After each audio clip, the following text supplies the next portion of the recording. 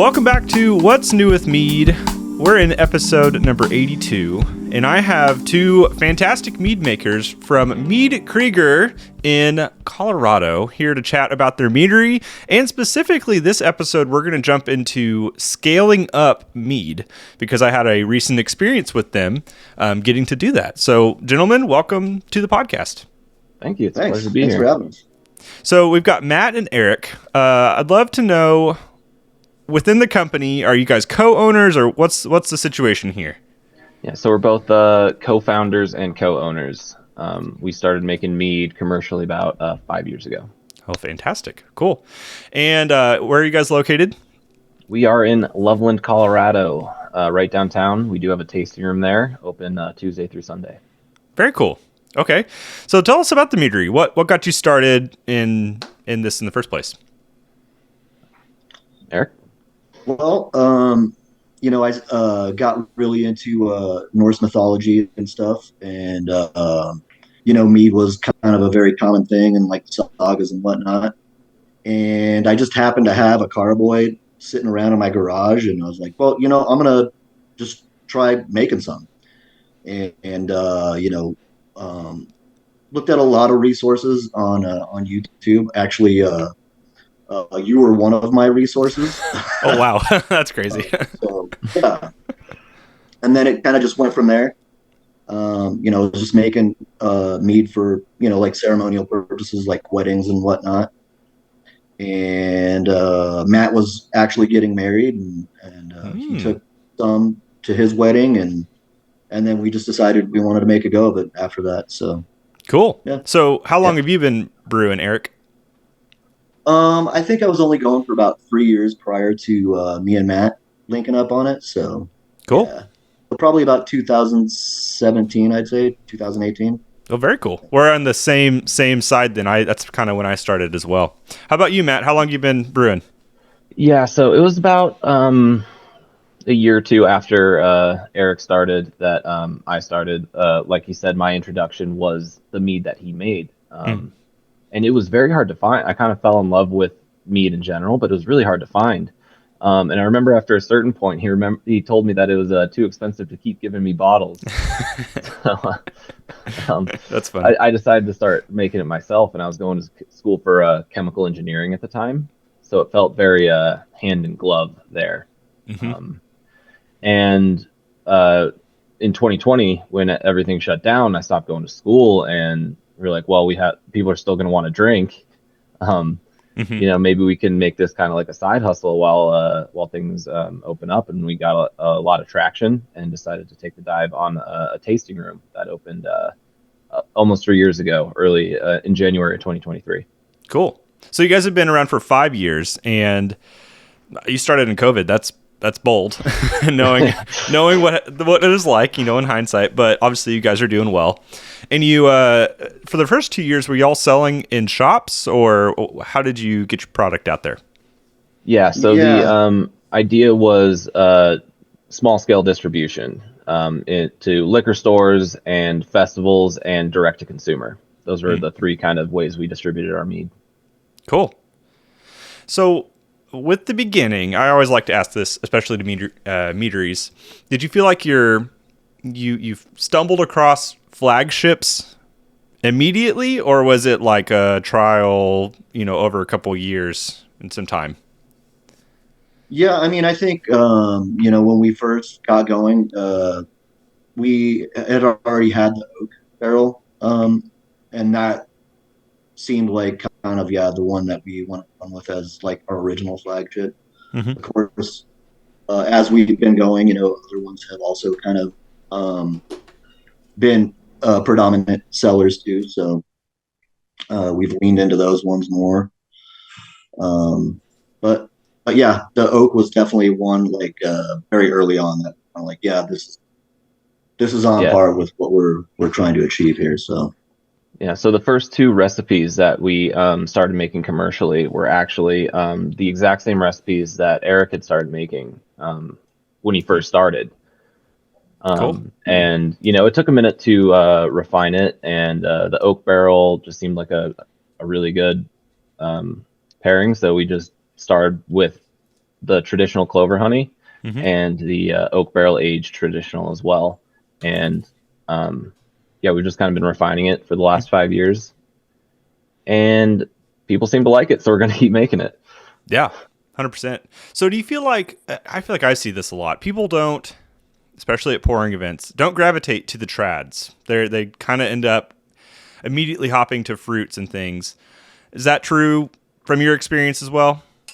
It I would depends say. on the clientele, I would say. A lot of people who are unfamiliar with mead, haven't tried much mead, they tend to want to try the baseline first. Yeah. If it's someone who's more industry, they tend to lean more towards some of the fruity ones, some with bolder flavors, more interesting combinations. Because I mean, especially in Colorado, that's kind of what has been real popular with the beer scene, is some Yeah. unconventional flavor combinations and more bold flavors. So it really depends on the clientele. Mm-hmm. Are you guys able to source? Obviously, there's honey everywhere. Do you have a source local that you guys use, or do you end up getting stuff from out of state? Yeah, we get everything here local in Loveland from the Colorado Honey Company, Oh, cool. which And do is they have a good it's right down spread the of street. things, or is it clover, wildflower, stuff like that? So most of what they have is clover, wildflower, and orange blossom. We use the sunflower blossom honey was a little trickier to get, but there was a place in Greeley, just about 45 minutes away from where we're at, that had a lot of really good sunflower blossom honey. Oh, So, okay. but all the honey that we get is going to be local. If we can't find it local, then we're probably not going to use it much.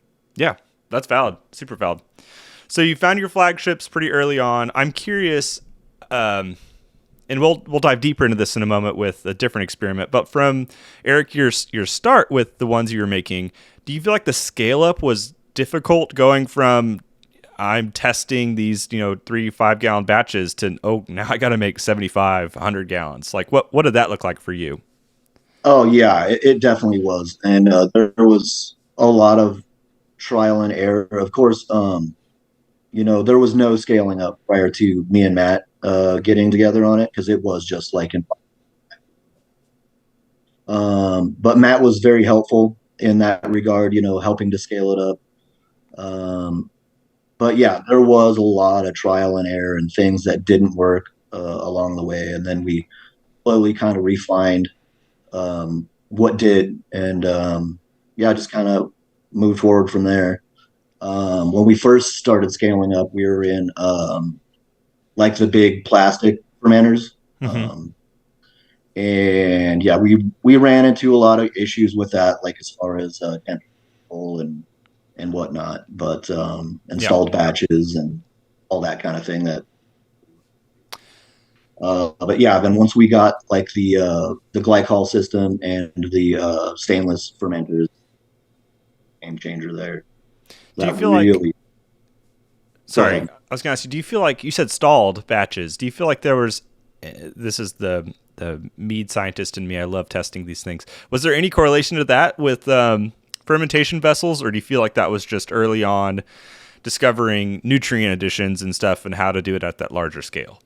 Yeah, there was a lot of that too. Also, just kind of where we were fermenting at the time, it was in a garage, so we were kind of, um, fighting against like ambient temperature and things like that too. So Yeah. there was a few different variables at play there that we were able to get a handle on. Got the actual like. So. Okay. Interesting.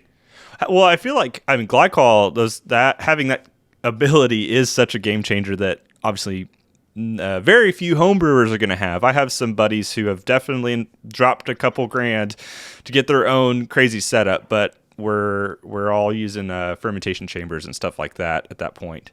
Well, that's super interesting. Other than that, those things, do you feel like there were other issues that you didn't expect, like scaling up? I know that obviously the greater quantity requires more effort in that regard, but was like water impact for you guys or Oh stuff yeah. like that? Yep. We had that too. I mean, there's a whole host of things that we were dealing with, and and you know, we had to kind of like whittle a few down to like really get a grasp on what the issues were that we were having, and water was definitely.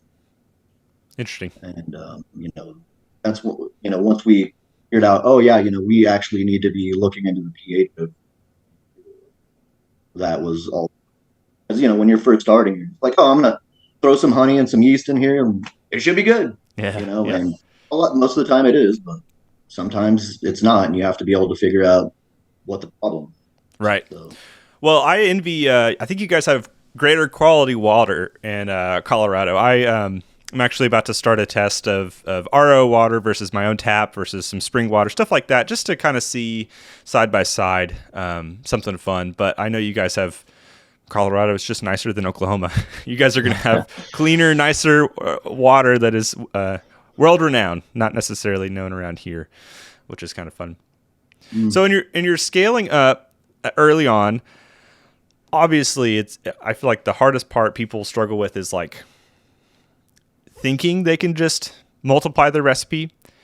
Do you find that for yeast specifically, when you are multiplying your recipe, it's not 100% each time, right? Like, what does your yeast scale up size look like in those batches?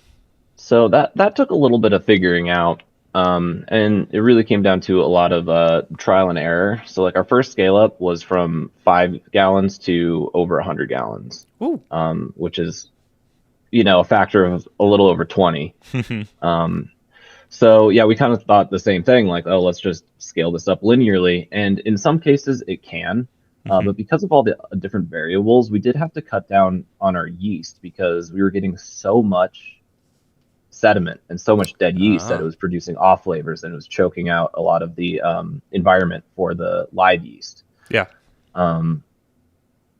And a lot of that had to do with like solving that issue. Had a lot to do with timings of stuff, when you're racking it, when you're doing additions, what temperature is it at. That was one thing that obviously moving to a temperature controlled system helped a lot with, was that we can not only can we control the like all the nutrients level that you could do at a homebrew level, but we could also control the speed of the fermentation.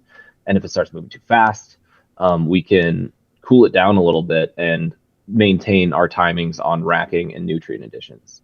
Yeah, interesting. Do you find, on the topic of yeast, that you guys gravitate to certain strains? And I'm not going to ask for specifics. I don't want to reveal any trade secrets, but do you feel like you have a couple ones you run to, or is it all over the place? Yeah, there's a couple that we lean on pretty heavily. If we're doing a new batch, sometimes we'll like a brand new recipe. Sometimes we'll mess around with different yeasts. But we kind of found the ones that work well for our stuff and our process, and we've just stuck with those for the most part. Yeah. Well, it's not broken. Right. Actually, you did a video a while back trying like different yeast strains, basically the same recipe with different yeast strains, and I liked that video a lot.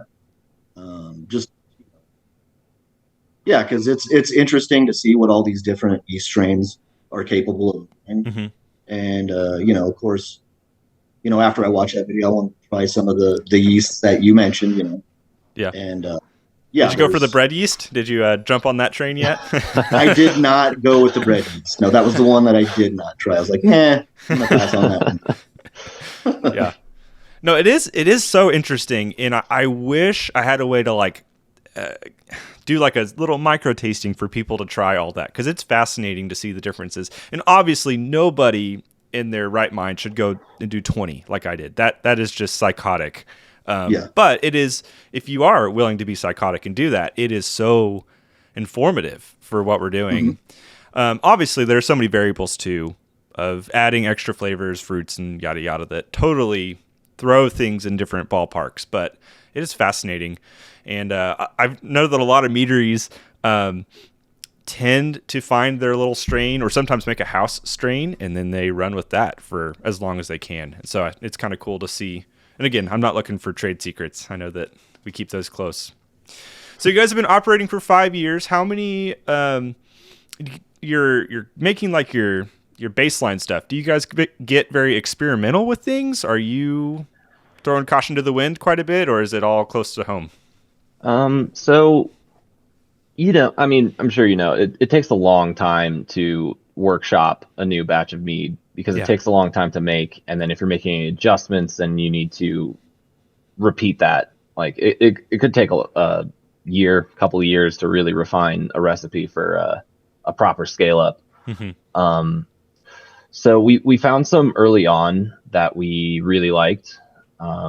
And we've just kind of been slowly adding to that. We haven't gotten too crazy experimental other Yeah. than a couple of our collab meads. The piment that we did with you and we have a coffee mead that we did with another home brewer. That's cool. But we're we still got some in the chamber that we're working on. But I also think that our market and who we're trying to get to try mead is people who haven't had a ton of mead before. So we don't want to go too off the deep end. We obviously have some that are more for connoisseurs, I guess, Right. that are more complex and a little more aggressive on the palate. But, we're trying to introduce people to mead. So we want to have a good variety of easy drinking mead. So we don't have a ton of like really weird experimental batches. Yeah, like you said, it does get tough. I know sometimes experimental batches come from batches that didn't go where they wanted to originally, and suddenly you start throwing in spices and fruits and trying to just make it happen, which is not a bad thing. I think that especially at your scale, if you got 100 gallons that go south, you can't just toss that. Generally speaking, you can try and revive it if you can, but I've got to talk to a lot of great meaderies and hear a lot about the TTB and all of the rules and the regulations and stuff. And so I get that where I can just continue to throw things into something to make it better, you guys have to still be able to throw a label on it and get their approval. That's a hurdle that does not seem very fun. Yeah. And you also have to get a formula approval before you can start making it. So if you've got this batch that you have to throw a bunch of stuff in that isn't on your formula, I mean, you can still taste it, but you can't really sell it. So you can like sample it out and see what people think. And maybe that's your experimental brew to make a proper batch next time. But it's just it's definitely one of the challenges that you face going commercial. Yeah, interesting. So you guys have a tasting room, and do you feel like you've mentioned you're getting a lot of these beer drinkers mostly? Do you feel like the world of mead has expanded quite a bit? Do you have a lot of people who come in and say like, I know mead, I've tried mead, or is it mostly I watched that Bud Light commercial from 2021, whatever it was, where they, talked about mead. What's it look like for Loveland? It's kind of a mix of both. It's like, there are a lot of people that come in that have never tried mead before, and they just, we just wanted to see what it was like. And we love those people because we're out to change hearts and minds and get people interested in the product, So, yeah. What do you say, Matt? Yeah, I would say it has expanded. I mean, when we first opened, I thought the biggest challenge that we were going to face is explaining to people what mead is and trying to kind of get the word out of like, hey, it's this new drink that's older than all the other drinks. Right. But I was very surprised at how many people came in already like, oh, I'm a big mead fan. I'm so glad there's a place that I can have some mead. So I would say it's about 50-50 based on our client base, people who are knowledgeable about it and people who are not. I think shows like Vikings and Game of Thrones, games like Skyrim, have kind of put it more into the cultural zeitgeist, as it were. That it has been something that more and more people enjoy, and I mean, at least in Colorado, there are more and more meaderies popping up pretty regularly. Yeah. I mean, at least when you compare it to beer or wine. So I mean, we looked at the numbers when we first opened, and it was like in 2022, from the past 10 years, mead commercial meaderies have expanded by, it was like 3,000% or something like that. Wow. It was like a 30-fold increase. It's crazy. From awesome, the prior 10 years. Oh yeah. Wow. Well, on that note, so I got to come out and see you guys test a medley of your things, because I'll back up a little bit. In February of this year, I had entered a competition called Sweetheart's Revenge, which was a beer mead, I think wine, beer mead cider, no wine, competition. And I had entered it, just throwing things in, just for fun. And I was fortunate enough to win a medal and a scale up through you guys. And the brew that won the scale up was a quite an interesting conglomerate. It was a Pyment I had made. That was a Shiraz Pyment, and then I had a Sunflower Blossom traditional mead. The Pyment was okay by itself. The Sunflower trad I had put into a barrel. One of those, I don't know if you've seen the Bad Motivator barrels. They're like the steel, they have like a steel body, and then the front of it is an oak barrel. Oh. I had put this Sunflower mead into it, thinking I was going to age it in it for 3 or 4 months. I was going to get the time. It sat in for 3 days, and it was the most oaky tasting thing I've tasted in my whole life. I was like chewing on wood drinking it. And so I was like, crap, what am I going to do? So I started to blend the Sunflower Blossom traditional with this Pyment, which also used sunflower honey. And what ended up being this Shiraz Pyment with sunflower honey that was oaked.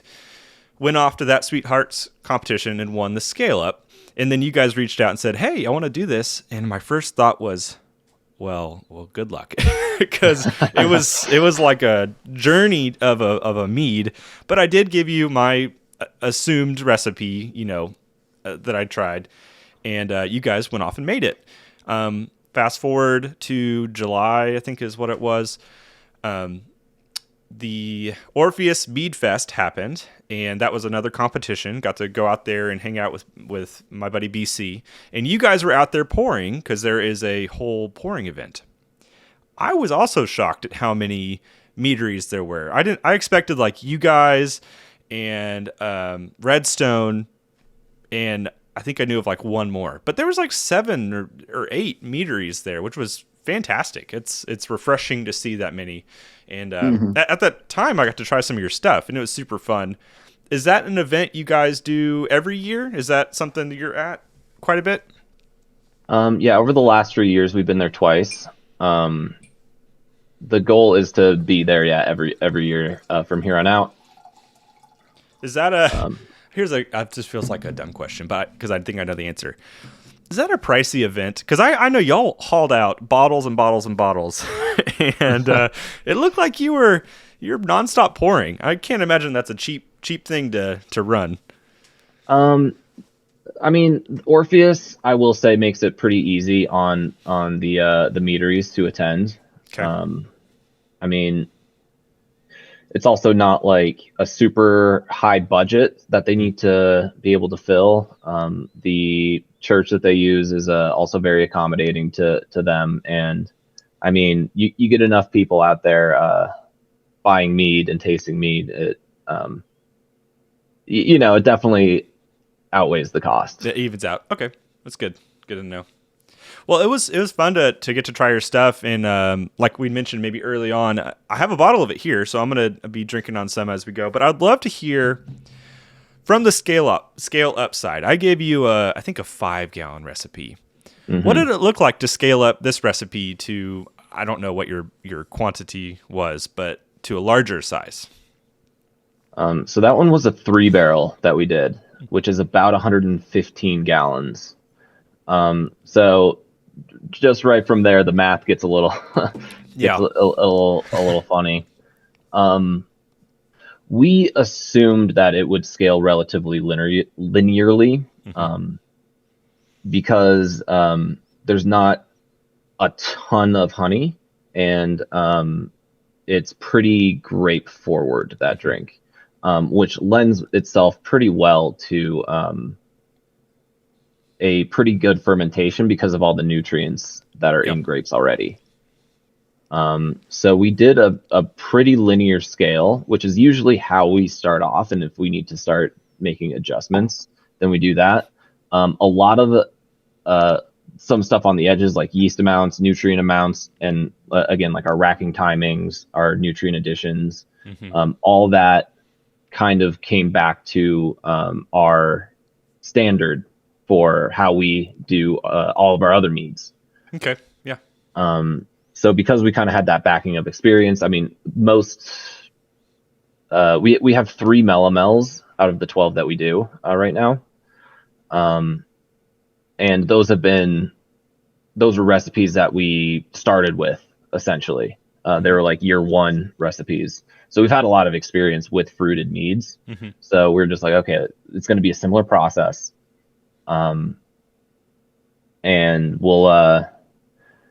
we'll kind of standardize everything to the meads that the melomels that we have made before, and then use a lot of your recipe as a linear scale.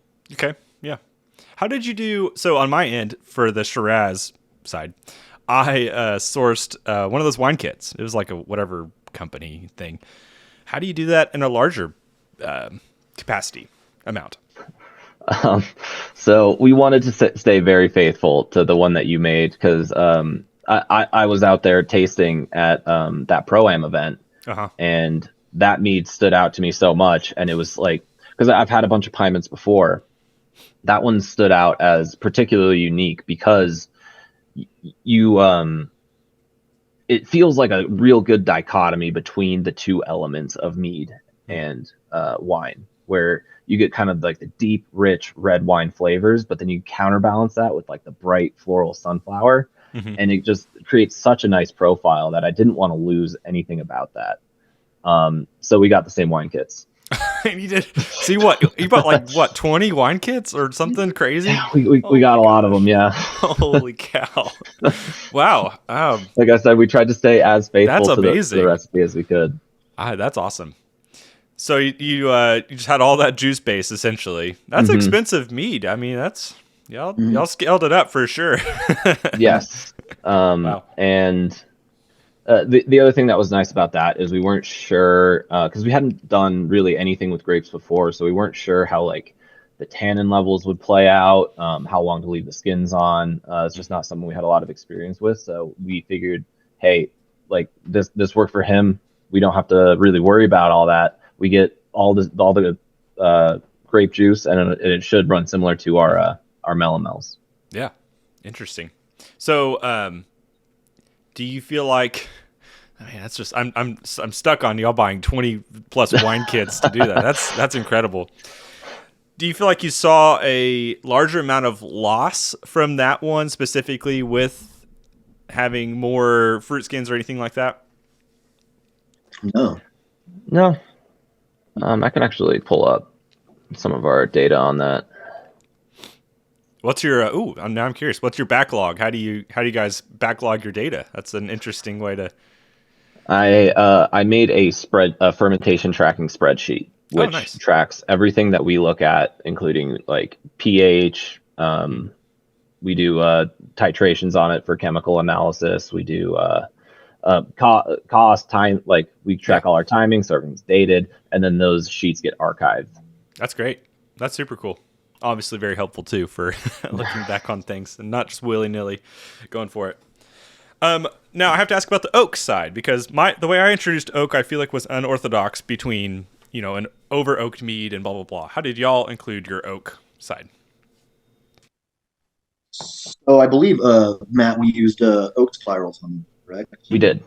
Yep. We basically the way that we do it is we have our oak barrel aged mead, and those go in bourbon barrels. And then if we're trying to get that kind of oaky flavor on other stuff, we tend to use spirals. Yeah, interesting.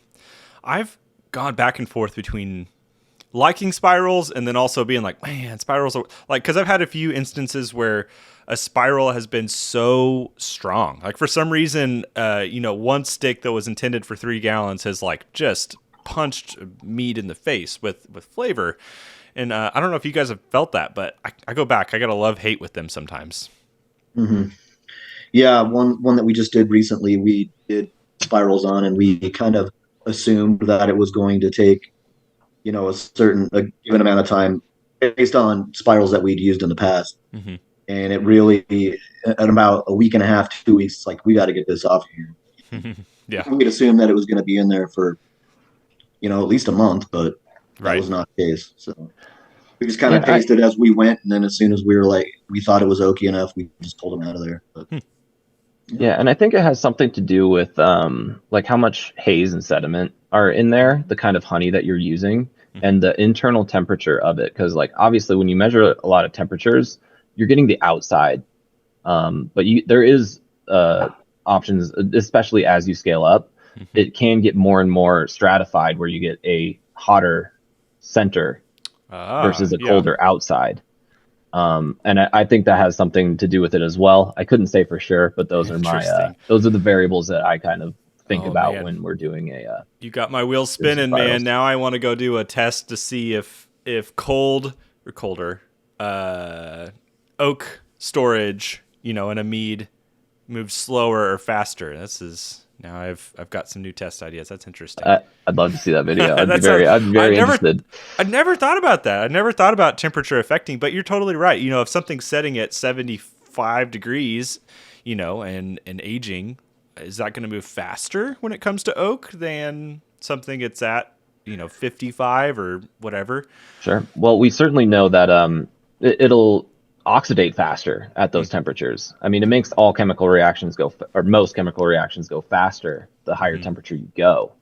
And again, if oxygen is a part of that variable as well, then we know that the oxidation process happens faster at higher temperatures. Interesting. I've been looking for new ideas for videos, so this was very. You're making my life real easy right now, introducing some. So one thing that's interesting about this mead, I really like it, by the way. I feel like as it's opened up, especially, the grape profile has been allowed to like breathe more, and I get more smoothness, more character from it. And y'all have done a great job blending that sunflower honey, which is fantastic. It's such an interesting kind of honey that is quite flavorful and can be overwhelming. You've done a good job pairing it well with this. Thanks. The base itself.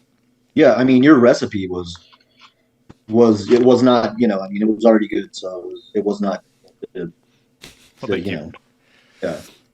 I wish I'd done a video on this one. This is I've been brewing a lot more off video, so to speak. Trying to just do it for fun instead of for videos. And this was one of those that I just like let happen naturally. And so I wish I had done some video because it's kind of interesting.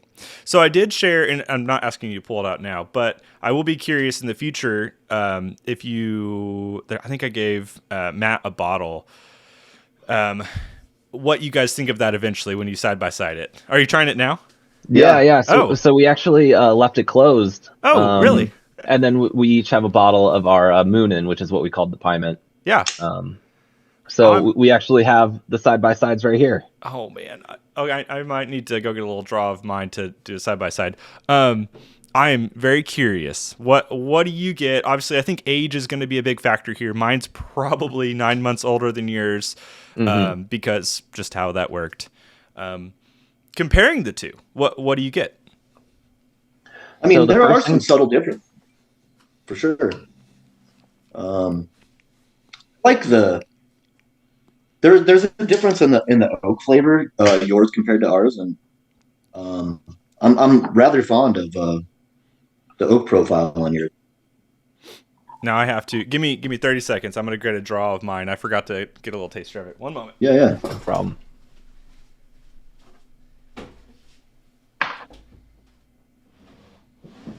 I'm gonna grab some water. Cool.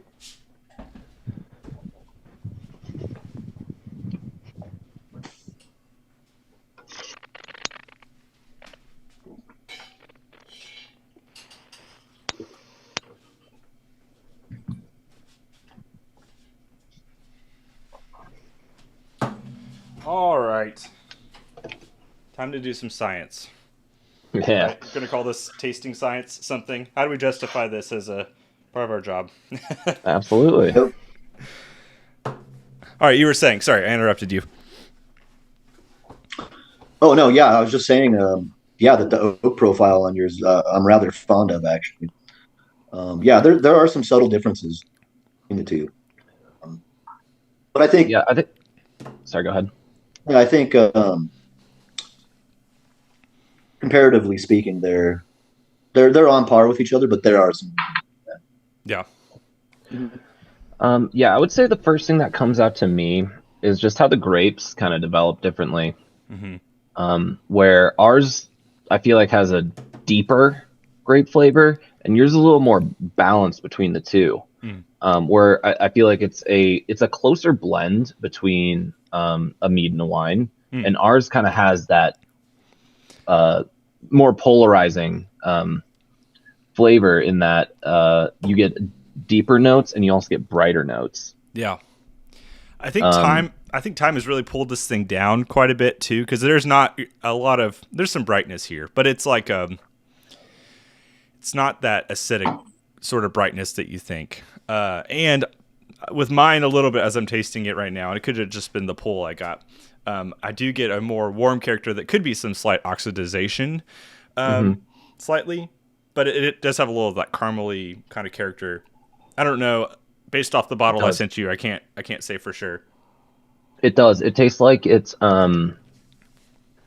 because it got oaked and then aged. I definitely get some of those like I always compare it to like when you put a Chardonnay in an oak barrel. It's like this vanilla-y, caramely, really like smooth but rich kind of flavor. I definitely get that more. I feel like our oak kind of sits more on the back end.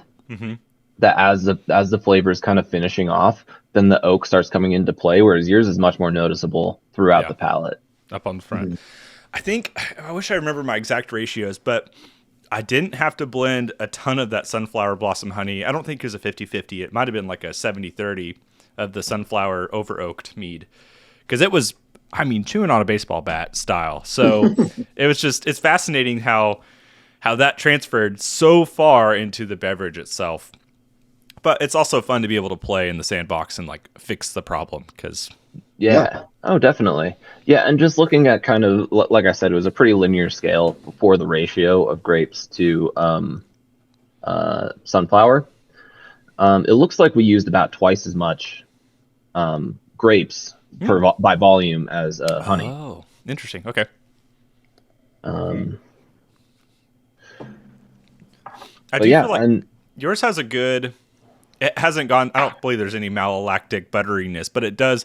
Maybe my brain is trying to impart some of that, but it does feel like there's a little bit of that smoothness in yours that has really hits that kind of wine-like characteristic that we like. Yeah, we were really happy with that the wine profile developed as it did, because and that was the thing, because like as I'm thinking back to the Pyment that I had in February, that was definitely something that I got out of that was like, this has a really good wine profile. But then the sunflower blossom just pulls it in such an interesting direction. Yeah. And I was very glad we were able to, with even despite the differences, we were still kind of able to maintain the spirit of the Pyment.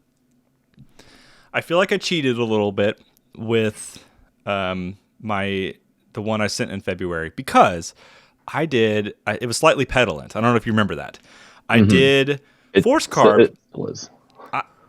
I don't know. I think that giving some of that carbonic acid really does a lot for these higher ABV meads. And I was so against it for a long time. I was like, unless it's a session mead, you shouldn't be carbonating. But then I had a couple people send me stuff that was like, 10%, and lightly carbed. And I was like, wow, this is like really pushing interesting characteristics. And I think that's what happened there too, is it just pushes things to the top and then still retains a lot of the trueness of it, whatever. Yeah, I would say we've noticed that because we do have an effervescent session mead that, when it gets that kind of bubbliness and the carbonic acid, it seems to blend stuff in an interesting way, where it's like, instead of getting a normal profile where it's like you get these flavors right at the start, you get these flavors in the body, and then you get certain flavors on the tail. It kind of normalizes it to an extent. You still get that, but it's almost like it mixes it itself. Yeah, it's a good way to put it. It's fascinating. And obviously it's hard to do that if you're exclusively bottling in wine bottles. If I need to tell anybody this, don't be putting carbonated things into wine bottles. I think that should be a no-brainer, but if anyone needs to hear that.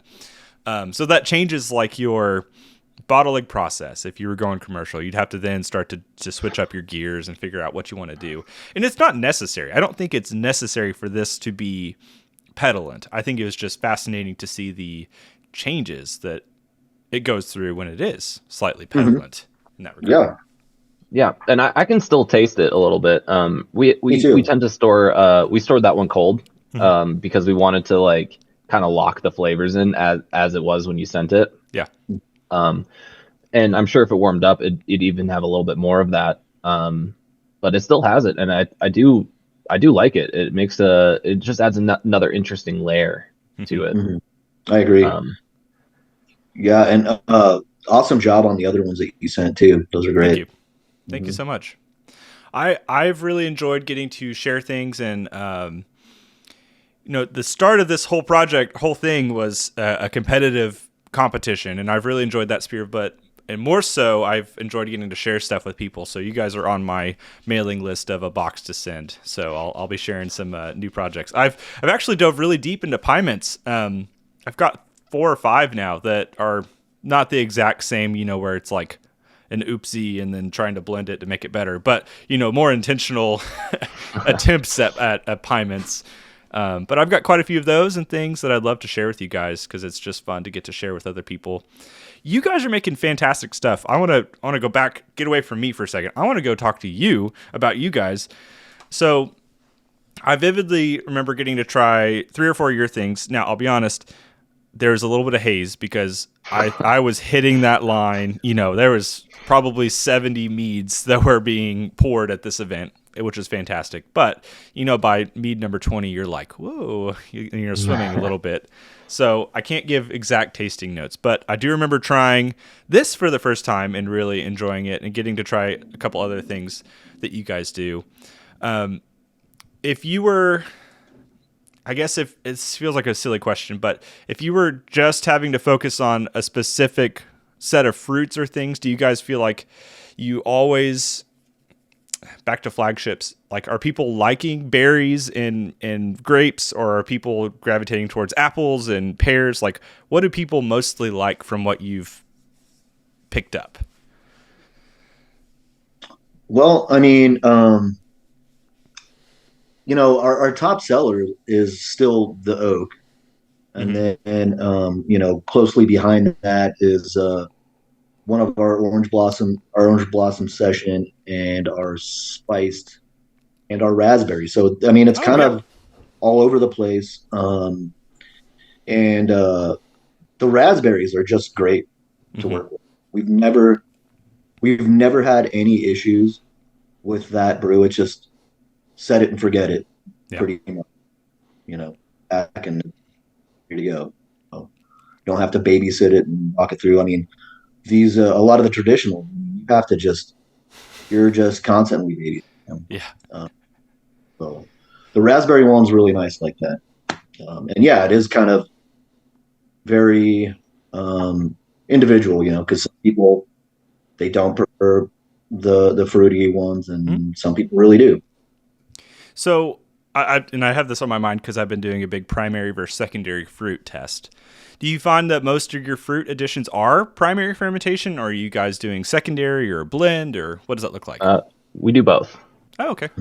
And kind of the reasoning behind it is it lends itself to a better melding together, where you don't get this like honey flavor separate from the fruit flavor. Yeah.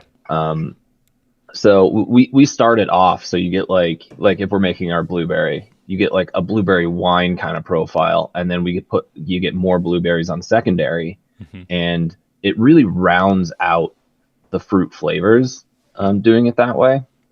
And that was something that we just kind of, I guess we were kind of doing it out of necessity, when we were starting out in like 5 gallons, because to get a real punchy, fruity flavor, it takes a lot of fruit. Yeah. And you can't always just keep jamming stuff into the carboy, Right. and hoping it'll work out. Yeah.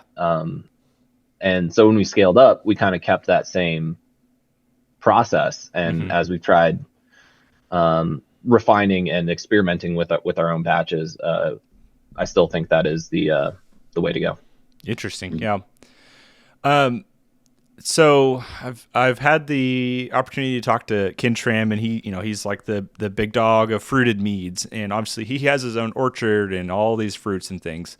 When you guys are sourcing fruits, do you find you have to taste through batches to find like with blueberries, for example? Obviously there's a whole spectrum of blueberries there. It's like, great, ripe, sweet blueberry, and then you got the tart side. Are you having to go through and taste quite a bit to like pare down to what you're choosing, or are you able generally to find a source that's like pretty consistent? For me, my frozen fruit is hit or miss. Sometimes it's quality, good stuff, and sometimes I'm like, oh, this was very tart. Right. We were pretty lucky to have to find a source really early on that is very, very consistent, and it produced the meads that we wanted it to be. Yeah. So it kind of ended up being that ain't broke, don't fix it. Yeah. 100%. If we start seeing problems, obviously we'll need to figure something out. But the source that we have has been very, very good for us. That's great. Well, I get that that's hard too. From what I understand, some of these sources are not. What was it? 6 months ago, I talked to somebody and they were having trouble sourcing fruit. And it might have been just a byproduct of COVID. People changing hands and all the industry just growing or changing as it stands. But suddenly, when we're moving from those things, moving companies, it gets to be difficult, especially with products. It sounds like you've had the same company from the beginning, though, so you haven't had to like tweak your product to be similar to anything else based off of a change of company, right? Not yet. Yeah. Well, initially when we started the smaller batches, we would just go to the store and get it. And when we scaled up, we scale them up, then we go with the supplier that we have. So yeah, there was a change from, point A to point B, but the smaller batch obviously wasn't marketed to people. That's kind of where we start. Yeah. Yeah. Going from that, I mean, but as we did, and as like if we were to switch companies again, I mean, yeah, taste testing is great, and but we would always do a small batch with the new fruit source, because you can taste it, but extrapolating that to how is this going to ferment, how is this going to add to the mead and my specific honey and my specific yeast and all the other variables of our process. It can be hard to get a full grasp of what that's actually going to end up being. Yeah. Well, we have a cider company here in Oklahoma City, and I was talking to the owner of it, and he mentioned that the people they had been sourcing their cider from had changed hands or something had happened anyways, and they didn't notify everybody the hand change, and then because of all tariff stuff, the product that was coming out for the year got taken up, and so essentially he got a batch of cider that was not consistent with the product that they had been serving. And so he was having to answer customers who were saying like, hey, this doesn't taste like your normal flagship, and it's like, well, sorry, the company, we don't get that exact same juice now. We're having to make do with something else. So that's another side of commercialization that is a little bit scary, in my opinion, is you got to have a consistent source and hope that those people have their world together, so you're not having to scrounge to figure out what to do next, which yeah. And I would say that's actually probably one of the biggest challenges going up from home brewing to commercial scale, is that when you're home brewing, it's kind of whatever. Like, oh, this one's a little different. It's fine. It still tastes good. And then you can like kind of take that like, well, maybe you can get the gears turning and well, maybe I can take it in this direction. Maybe I can take it in this direction. When you're doing commercially, there's like a lane that this has to fit in. Yeah. And if it starts going off, you have to be able to figure out and diagnose why, how, and if you can fix it, and like really what to do with it. Because I mean, last thing you want is to be getting hundreds and hundreds of pounds of honey and flushing it down the drain. Yeah. Because you can't sell it, and doesn't fit your recipes. Yeah, which we did have to change honey a few years back. Really? Because the quality of it was not what it used to be, and of course, then they also wanted to raise the price on us. So, interesting, huh? Since we changed, couldn't be happier since we changed. So that's where my experimental comment from earlier comes into play. Where people say, "Oh, now we're gonna, this isn't the same flagship, so we're gonna throw some raspberries in it and call it, whatever sort of thing." I think there's a lot of companies who will do that, which is not a bad thing. If I had thousands of dollars in a batch, it would really hurt my heart to dump it down a drain. But you kind of have to choose the lane. You're gonna try and redeem it, or are you just gonna say, "Oh, this sucks," but I'm just gonna have to dump it down the drain? Yeah, we've had to do both. Yeah, we have had to do both, unfortunately. And that is another hard calculation that you have to do. Maybe it's savable. Yeah. But if it takes 4 to 6 months to save, maybe save, right, like there's a risk reward there. Like, okay, this is going to be taking up our capacity to try to get to save this one. Whereas if we start another one and it's successful, it could take the same amount of time. It's a hard that is a hard balancing act to do. When you're so focused on how many turns can you get out of your tank space. Yeah. Well, and you're putting more money in, suddenly you're throwing a bunch of fruit in, trying to redeem it, and that it still doesn't pan out. You're like, well, crap, now I'm another $1,000 in and still dumping it down the drain. That's just the end of it. Yeah. And so you can definitely fall into like the sunk cost fallacy. Like, well, it's got the money, but sometimes the option that makes most sense is just get rid of it, start it again. Yeah. Which, we've had to do once, and it really it sucks a lot. It's very discouraging. Yeah, and you're just watching all of it go down the drain. Like, oh man. Well, and I mean, these projects kind of become your baby a little bit too, and so yeah, and also you just feel like a failure when it doesn't work out. Yeah, but I've been trying to get into beer brewing, and it's been a slow thing. Beer is so different than mead, as I'm finding. So I've made quite a few beers where they've come out lackluster at best. And the other day I was talking to my homebrew club about something I'd made, and I said, they were like, hey, do you have more of that? Because I shared a bottle with them. And I was like, no, I dumped it down the drain. And they were like, what? Why did you do that? And I was like, I'm not going to, it wasn't where I wanted. And they were like, you never dump beer. You always you do something to it. I was like, I don't know. At the beer realm, when you're spending $30 for a batch, I'm like, okay. I mean, it's still money, but it's not bad. Homebrew level, it's easy to dump a batch for the most part. Yeah, I cannot fathom you guys having to dump something that was hundreds, thousands of dollars. That's particularly scary, to say the least. I think some people call that alcohol abuse. I could have drank that. I would have drank it. Exactly. Oh man. Well, here's what I want to do. I want to give you all a second to give all the plugs you can where we can support you. I don't know if you're on Vino Shipper or if you have ways where we can purchase stuff, but I'd love to hear all the ways people who are local and not local to you guys can support. Yeah, so if you're in Colorado or especially the northern Colorado area, like I said, we have a tasting room open 6 days a week, Tuesday through Sunday. We have all of our meads there. We also have some guest meads, wines and ciders for the non-mead fans, so you can get a taste of our stuff and a taste of some of the stuff around northern Colorado. We also have a bunch of events there that are very fun. Mm-hmm. If you're not local, we are on Vino Shipper. We're shipping to 30 states, I believe. All that information is on our website, meadkrieger.com. You can find the states that we ship to. You can find our events and everything that we got going on. Meadkrieger.com is the best place to look for any information about us. Sweet.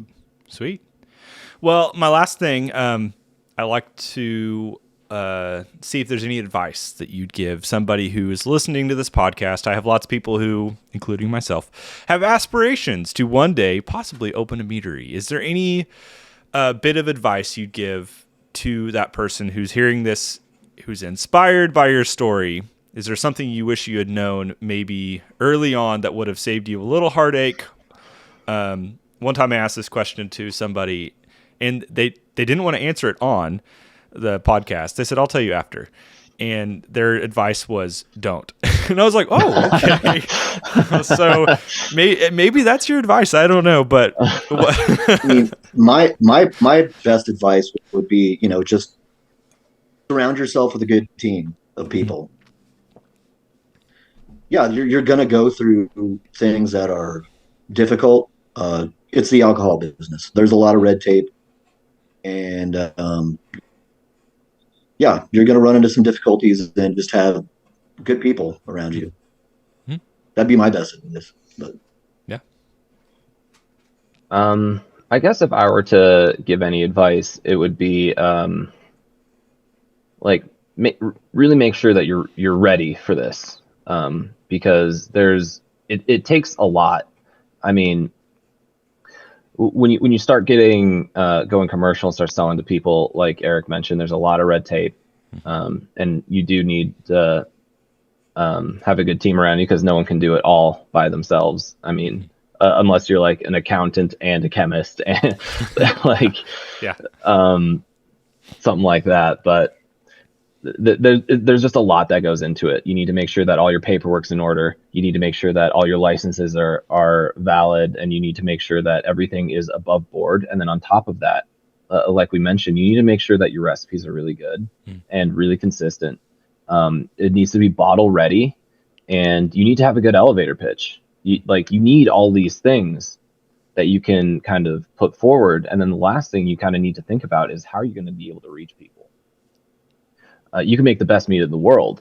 If no one knows about it, you're not going to make a sale. And then all this money that you spent trying to scale up is kind of all for naught. So you kind of have to have a good business plan and make sure that your meat's ready, the business aspect is ready, and that you are ready. Yeah.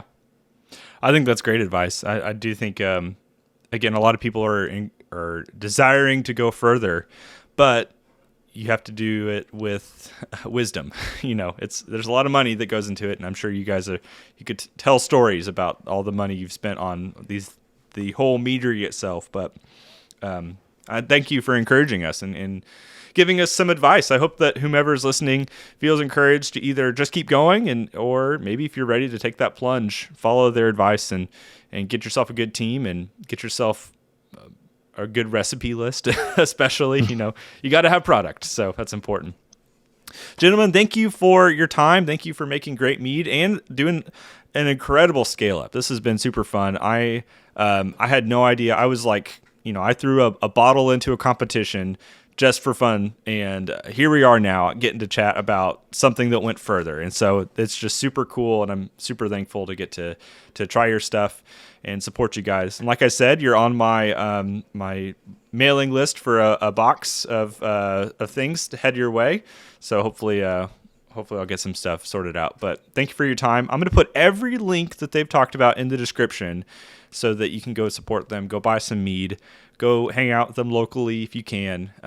It sounds like they've got a great tap room that I'd love to visit one day as well. So thank you guys so much for your time. Yeah, thank you very much. And make sure you subscribe to Man Made Mead if you haven't. Yeah. Thank you.